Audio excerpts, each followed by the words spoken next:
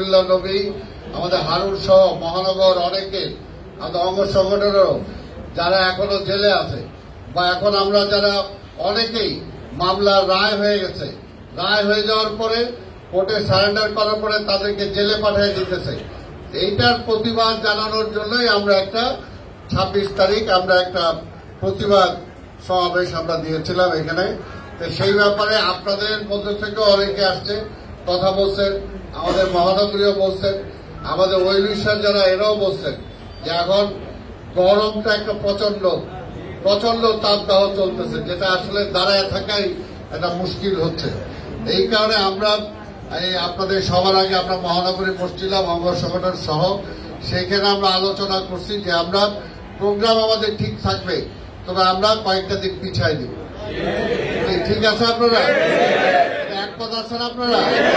কারণ নাহলে এটা রিস্ক হয়ে যায়। কারণ ধর আমরা যদি 3টা না করে 4টাও যদি করি আপনাদের তো 2টার মধ্যেই আসতে হবে। তারপরে আবার দেখা গেল আমরা মিছিল করবো। মেইনলি আমাদের প্রোগ্রামটাই ছিল সমবেত হয়ে 2-1 বক্তব্য দেওয়ার পরে আমরা একটা মিছিল করব। মিছিল করলেও তো এটা একটা কিসের ব্যাপার, তাই না, গরমের।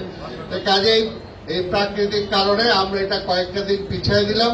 প্রোগ্রাম আমাদের ঠিক থাকবে এবং আমরা এটার পরে আমাদের অঙ্গ সংগঠন যারা আছেন আপনারা একটু আমরা তো জয়েন্ট কনফারেন্সে আমরা মহানগরী বসছি, অঙ্গ সংগঠন সবাই সেই সময় ছিল না। অঙ্গ সংগঠন তোমরা একটু আসবা, আমরা নিচে আবার একটু কথা বলে নিব। এটা হলো আমাদের সিদ্ধান্ত। কি সিদ্ধান্তটা ঠিক আছে? তাহলে আপনারা এখন যেদিনই হোক, এর আগে যেটা বলছি যে আমাদের ওয়ার্ডের ব্যানার আমরা চাই, এবং এবার আমরা অঙ্গ সংগঠন নিয়েও আলাপ করে নিব। আমরা যে মহানগর দক্ষিণ অঙ্গ সংগঠন সহ আমাদের বিএনপি এর আগে বড় বড় সমাবেশ করছি, আমরা করি নাই? অনেক বড় বড় সমাবেশ করছি।